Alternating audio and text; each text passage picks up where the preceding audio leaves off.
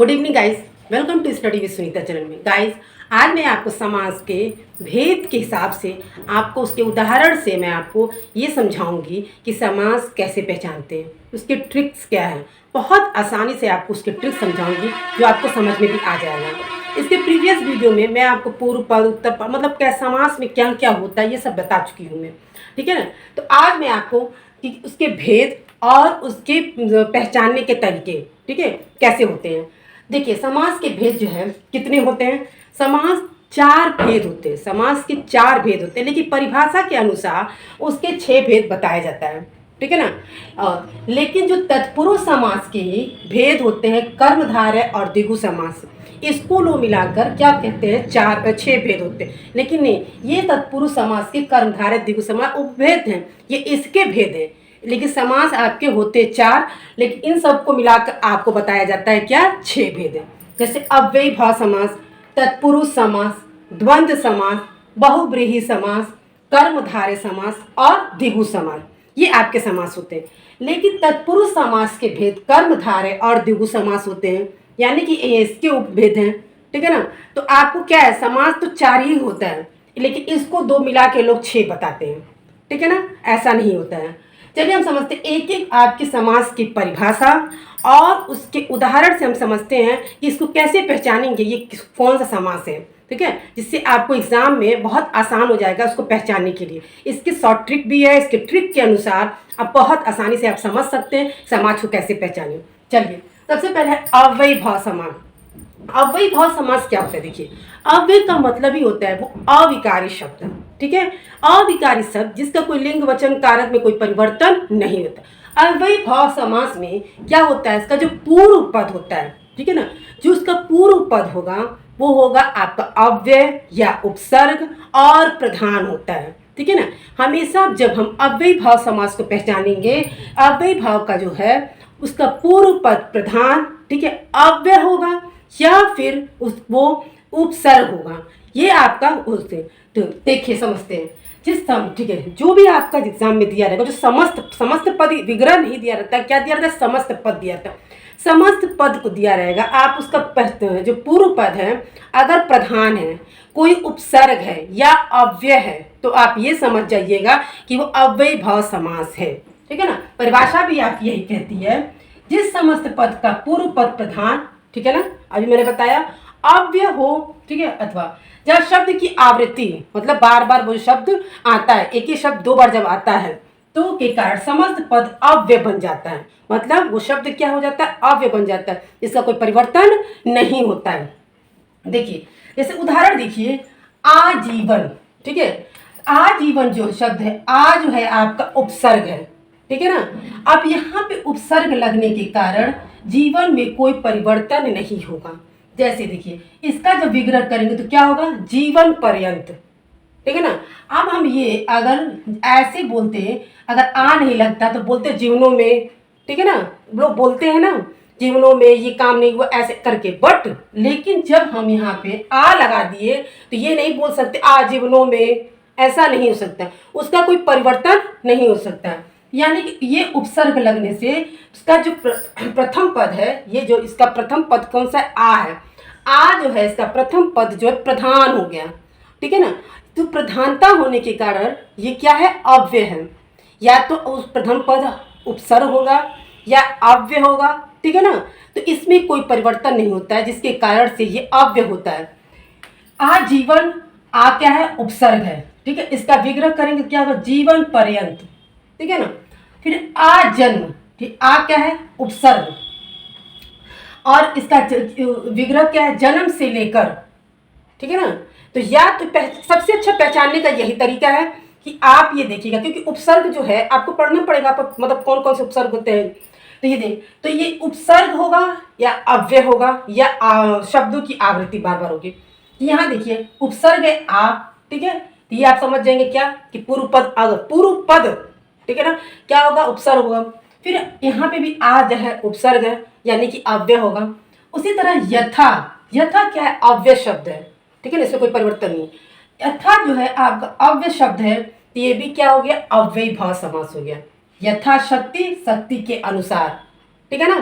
फिर है यथा नियम, नियम के अनुसार। यथा भी जो है आपका अव्यय शब्द हो गया, तो ठीक है, इसलिए अव्ययी भाव समास। अव्ययी भाव समास का मतलब कि इसका पूर्व पद प्रधान, इसको हम पूर्व पद प्रधान, यानी कि जैसे मान लीजिए आपको ये बताया गया था कि आप ये क्या है आपका समस्त पद है, आजीवन क्या है आपका समस्त पद है, ठीक है। आ जो है आपका पूर्व पद हो गया, जीवन क्या हो गया उत्तर पद हो गया।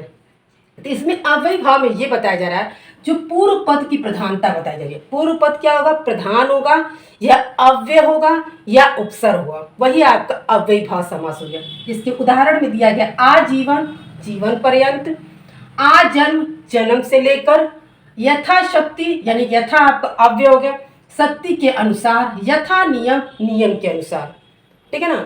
अब आपका दूसरा आता है तत्पुरुष समास।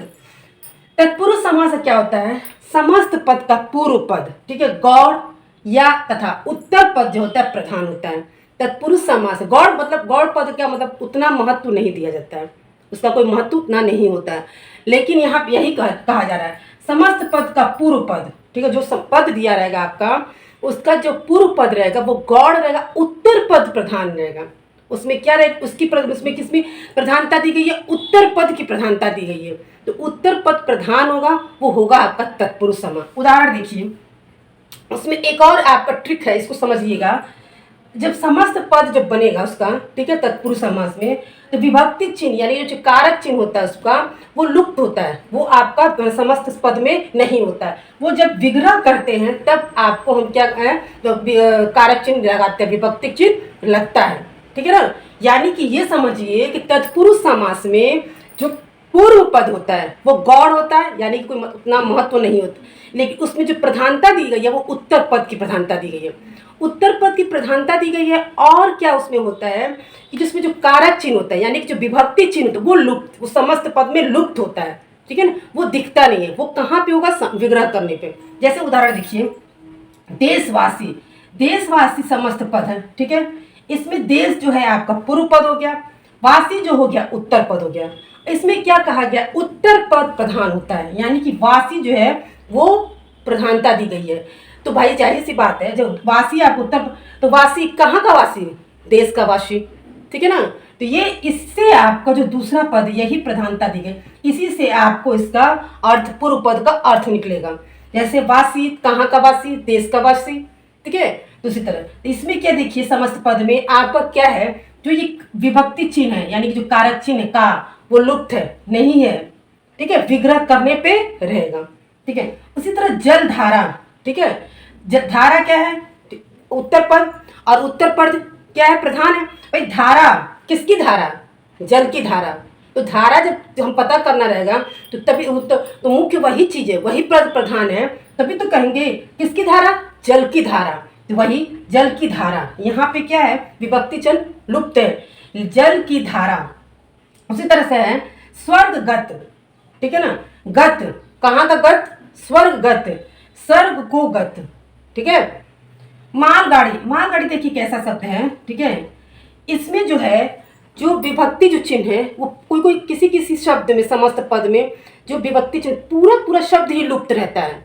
जैसे मालगाड़ी का अर्थ होता है माल ढोने वाली गाड़ी, ठीक है ना।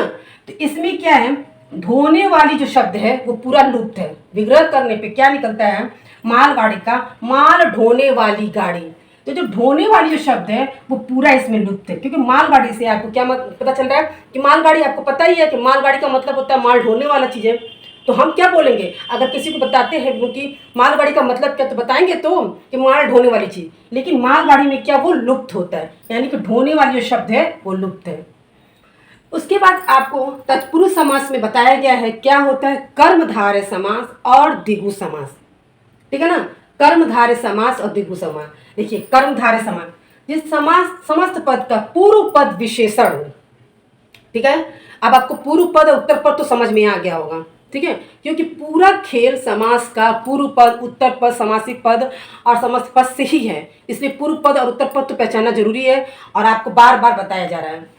पूर्व पद विशेषण होगा, ठीक है ना, और उपमान होगा, ठीक है ना। कौन सा पद, पूर्व पद विशेषण और उपमान, ठीक है। और जो उत्तर पद होगा वो विशेष से होगा और उपमेय होगा, ठीक है। जैसे जो उसका पूर्व पद होगा समस्त पद का, वो क्या होगा, विशेषण होगा और उपमेय होगा। और उत्तर पद क्या होगा, विशेष्य होगा और उपमेय होगा। ठीक है, उदाहरण से समझते हैं। नील कमल, ठीक है, नीला है जो कमल। इसका सबसे अच्छा ट्रिक ये भी है, जब हम कर्मधारय समास का जो समस्त पद होगा, जैसे इसमें दिया गया है कि पूर्व पद विशेषण होगा, ठीक है, इसका जो पूर्व पद क्या है, नील है, ठीक है, नील है, यानी कि ये विशेषण भाई किसी चीज का विशेषता बता रहा है ना, तो किसकी विशेषता बता रहा है, ठीक है, कमल की विशेषता बता रहा है।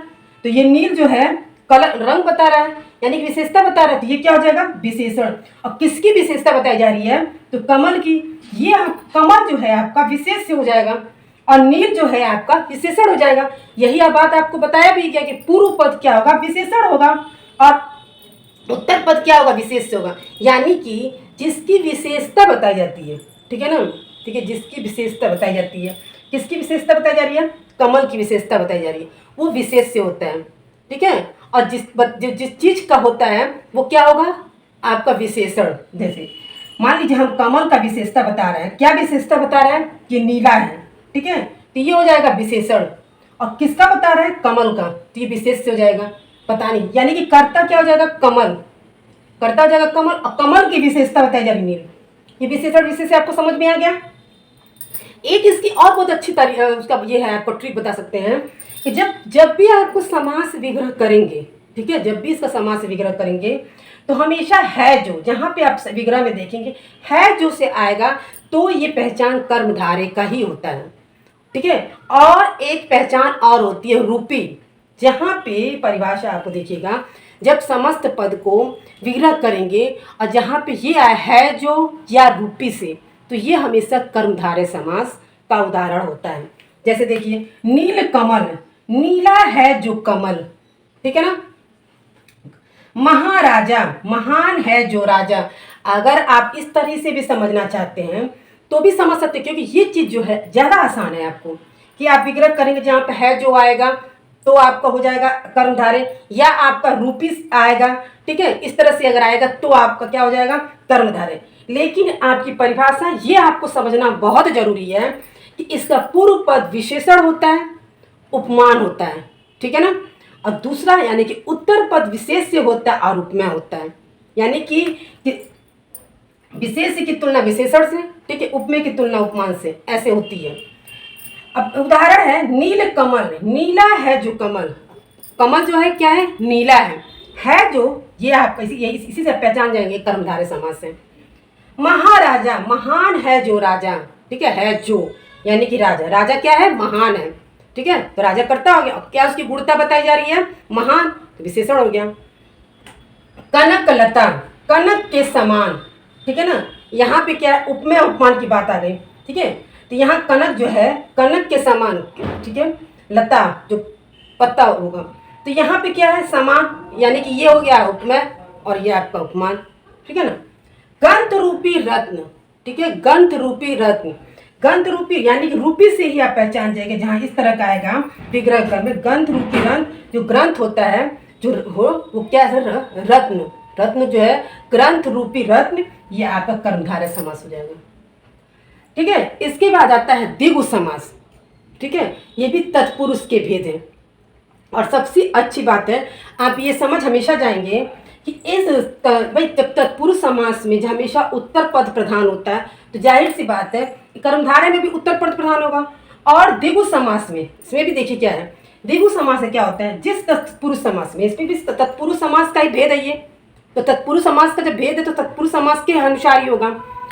जिस तत्पुरुष समास से पहला पद यानी कि पूर्व पद संख्यावाचक होता है, ठीक है ना, कोई भी संख्यावाचक होता है, विशेषण जो संख्यावाचक विशेषण होता है, और समस्त पद समूह का अर्थ होता है, यानी कि जब इसमें क्या होता है, जो समस्त पद जो होता है वो समूह का अर्थ देता है। पहला पद यानी कि पूर्व पद क्या होता है आपका, संख्यावाचक, और जो उसका विग्रह करने पे समूह का अर्थ आता है, ठीक है, वही आपका होता है द्विगु समास। सबसे अच्छा तरीका यही है पहचानने का कि पूर्व पद क्या होगा, संख्यावाचक, और उसका जब विग्रह करेंगे तो वो आपको हमेशा समूह से होगा, तो आपका द्विगु समास हो जाएगा। जैसे उदाहरण देखिए, 9 रत्न, 9 रत्नों का समूह। 9 जो है ये आपका जो क्या, ये जो 9 है ये क्या है आपका पूर्व पद है। और यही बताया गया है कि जो पूर्व पद होगा वो संख्यावाचक, यानी कि ये 9 जो है संख्यावाचक हो गया। 9 का मतलब 9, ठीक है। और रत्न, 9 रत्नों का समूह, यानी कि समूह से मतलब है जब विग्रह करेंगे 9 रत्न का तो इसका मतलब होता है 9 रत्नों का समूह। तो आपका क्या ये हो जाएगा द्विगु समास। द्विगु समास की सबसे अच्छी पहचान यही है कि आपका पूर्व पद जो होगा वो संख्यावाचक होगा और जब विग्रह करेंगे तो समूह से मतलब होगा, ठीक है ना। उसका समस्त पद जब पूरा हो जाएगा उसका अर्थ समूह से निकलेगा, वो आपका द्विगु समास होगा। उसी तरह पंचवटी, पंच मतलब 5, ये संख्यावाचक हो गया।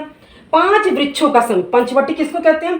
5 वृक्षों के समूह को। समूह से मतलब क्या हो गया, किसी चीज के समूह को एक चीज, जैसे कई चीजों, जैसे मान उसको चीज को इकट्ठा करके किसी एक चीज की बात प्रधान, जैसे मान 9 रत्न के समूह को हम क्या बोलेंगे? 9 रत्न।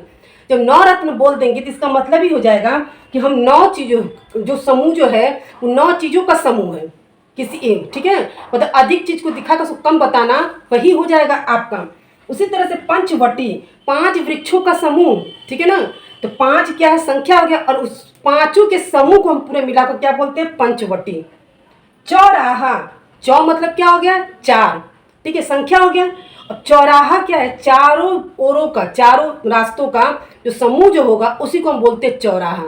ये समूह से, ये हो गया आपका द्विगु समास। अब आता है द्वंद्व समास। देखिए द्वंद्व समास का क्या मतलब है? द्वंद्व मतलब क्या होता है? झगड़ा, ठीक है, लड़ाई करना, द्वंद्व युद्ध होना।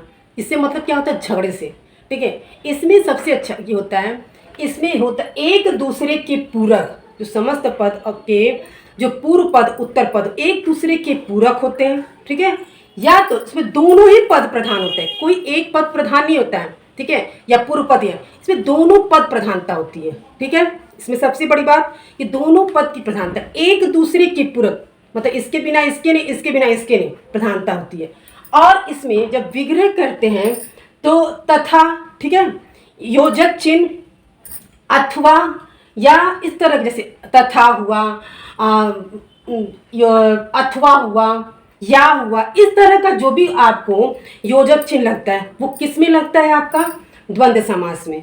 और द्वंद्व समास में दोनों पद की प्रधानता दी जाती है, यानी कि ये नहीं है कोई एक पद प्रधान नहीं है, दोनों पद का महत्व है, ठीक है, एक दूसरे के दोनों पूरक हैं, ठीक है। और उसका जब विग्रह करेंगे तो और, तथा, या, अथवा लगा, योजक चिन्ह लगा रहेगा, तो हम समझ जाएंगे कि ये द्वंद्व समास है। द्वंद्व जहाँ जहाँ आप ये सुनेंगे कि द्वंद्व की बात आएगी तो द्वंद्व से आप तुरंत समझ जाइएगा कि द्वंद्व में अलग जो होगा, ठीक है, वहाँ पे क्या होगा, या तो और लगा होगा, या तथा लगा होगा, या अथवा लगा होगा, या लगा होगा। तो उसमें दोनों पदों की प्रधानता दी रही है। जैसे राम लक्ष्मण, राम के बिना लक्ष्मण भी अधूरे हैं, लक्ष्मण के बिना राम अधूरे हैं, एक दूसरे के पूरक है ये, ठीक है ना। ये दोनों से प्रधानता है, केवल हमेशा लक्ष्मण का नहीं, राम लक्ष्मण बोला जाता है। तो राम के बिना लक्ष्मण, लक्ष्मण के बिना राम, एक दूसरे के पूरक हैं। जब इसका विग्रह करेंगे तो क्या आएगा? राम और लक्ष्मण, जो और जो इसमें योजक चिन्ह लगा है, ठीक है, यानी कि और, अथवा, या, तथा, इस तरह का कोई भी योजक चिन्ह लगता है तो आपका द्वंद्व समास होता है। राजा और रंग, ठीक है ना, तो क्या बोलेंगे? राजा और रंग, ठीक है, या तो इंसान राजा ही रहता है या तो रंग हो जाएगा, तो इसमें और हो जाएगा। अब उसके बाद आता है बहुव्रीहि समास। ये सब समासों में सबसे अलग हो गया। क्यों? कि सब किसी समास में उत्तर पद प्रधान, किसी में पूर्व पद प्रधान, किसी में दोनों पद प्रधान। इसमें सबसे है अलग, इसमें दोनों ही पद प्रधान नहीं होता है, इसमें दोनों ही पद प्रधान नहीं होता है, न पूर्व पद प्रधान न उत्तर पद प्रधान, ठीक है ना। इसमें तीसरा कोई अन्य पद प्रधान होता है। इसको जब करना होगा और जब विग्रह करेंगे, इसमें ना उत्तर पद प्रधान न पूर्व पद प्रधान। अभी तक आपने जितना समास पढ़ा, अव्ययी, तत्पुरुष, कर्मधारय, द्विगु समास, कर्मधारय, सब में किसी में उत्तर पद प्रधान, किसी में पूर्व पद प्रधान, ठीक है, किसी में दोनों ही पद प्रधान। लेकिन बहुब्रीहि समास में आपका दोनों ही पद प्रधान नहीं है, ठीक है, कोई अन्य पद प्रधान है। जैसे देखिए कोई भी पद प्रधान नहीं होता है, अन्य पद प्रधान होता है। उदाहरण देखिए, चक्रधर, धर भी कोई महत्व ऐसे नहीं है और चक्र भी, ठीक है। तो चक्र बोलेंगे सिर्फ चक्र समझ में आएगा, और धर बोलेंगे सर सब समझ में आएगा। लेकिन जब दोनों को मिला के जो नया शब्द बनेगा चक्र को धारण करने वाला, तो चक्र को धारण करने वाला कौन है? विष्णु। तो जो विष्णु जो है वही आपकी प्रधानता है, ठीक है। ऐसे चक्रधर आपका न उत्तर पद प्रधान है न पूर्व पद प्रधान है। इन दोनों का जो विग्रह करने पे जो तीसरा जो पद बनता है विष्णु, वही आपका क्या होगा? बहुब्रीहि समास। वैसे ही लंबोदर, दर कोई मतलब नहीं, लंबो क्या न, दर का मतलब लंबो, लंबो का मतलब दर क्या। लेकिन इसी लंबोदर को जब विग्रह करते हैं और जब तीसरा पद जब निकलता है, लंबा है उदर जिसका, किसका लंबा है उदर? गणेश का। हम अगर ऐसे बोलेंगे लंबोदर तो किसको बोलते हैं लंबोदर? हम गणेश भगवान को बोलते हैं, जिसका पेट क्या है? मतलब निकला हुआ है, ठीक है ना। तो लंबोदर में अगर ऐसे पूरा लंबोदर बोलेंगे तब इसका जो अर्थ निकलेगा तो किसको कहेंगे? गणेश को के। लेकिन केवल लंबो से कोई इसका मतलब नहीं और दर से कोई मतलब नहीं, न इसका पूर्व पद प्रधान है न उत्तर पद प्रधान है। लेकिन इनका विग्रह करने पे जो तीसरा पद है वो प्रधानता हो जाएगी गणेश। उसी तरह चंद्रशेखर, ठीक है। तो क्या है? चंद्र है शेखर पर जिसका अर्थ है शिव। शिव को क्या बोलते हैं? शिव के जो सर पे चांद लगा रहता है उसी की महत्व दी गई है, ठीक है ना। तो इसमें भी वही है कि इसकी जो तीसरा पद प्रधान, यानी कि शिव को ही हम क्या बोलते हैं? चंद्रशेखर। उनके जो मतलब शेखर मतलब क्या है? जो उनके मुख पे जो है, ठीक है ना। तो क्या लगा है? चंद्रमा, उसी को हम बोलते हैं शिव, ठीक है। तो गाइस आपको ये समझ में तो आ गया होगा कि मैंने आपको समास के भेद 4, ठीक है, उसके तत्पुरुष समास के 2 भेद, कर्मधारय द्विगु समास मैंने बताया, और सारे समास के मैंने उदाहरण से उसके ट्रिक से आपको समझाया और बहुत अच्छे से समझाया और आपको तो बहुत अच्छे से समझ में आ गया होगा। गाइस अगर आपको समझ में आ गया हो तो मेरे चैनल को लाइक करिएगा, शेयर करिएगा, सब्सक्राइब करिएगा। मिलते हैं नेक्स्ट वीडियो में।